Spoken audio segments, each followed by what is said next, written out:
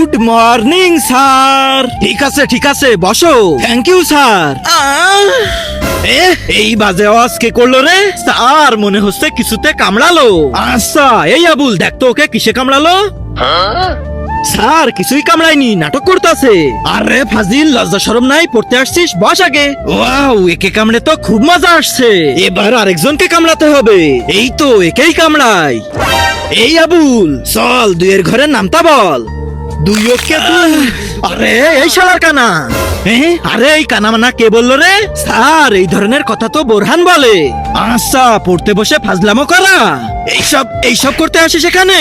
হ্যাঁ আরে ভাই তুই ওর জন্য মার খাইছিস? হ্যাঁ ওকেও দিয়ে দে তাহলে একটা।